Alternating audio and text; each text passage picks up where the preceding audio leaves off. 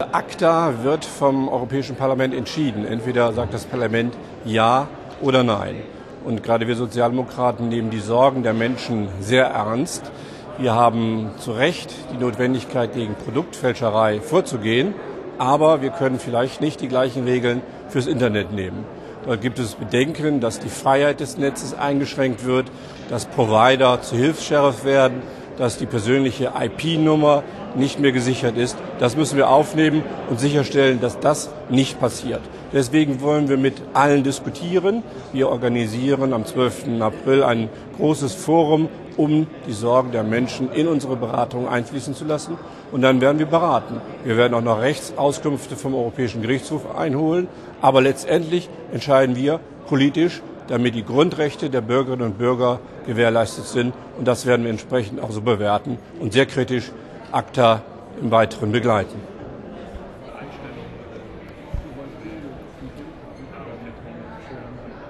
I'm happy to hand over the petition to the chair of the Petitions Committee. Thank you very much.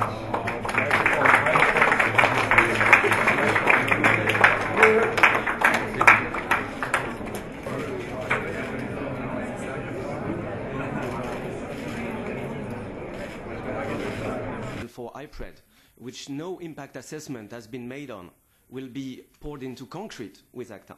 This is the kind of... If we didn't have the Lisbon Treaty and we didn't have the European Parliament having to say yes or no to Acta, Acta would now be a fact of life.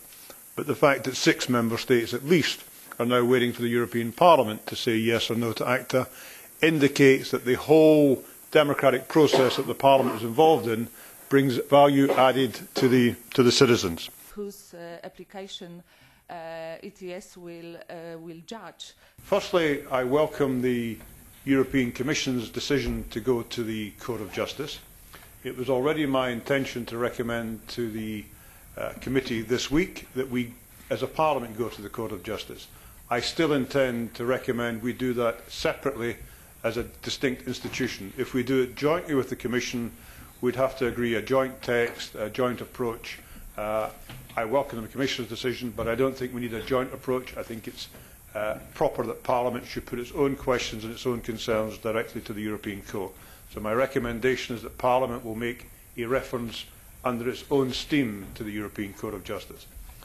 My second plan is to stick to the original timetable for Acta, but not in terms of a final report, but in terms of an interim report. And I plan to produce an interim report with the aim of going to Parliament, either the full Parliament to Strasbourg, either just before the summer or just after the summer.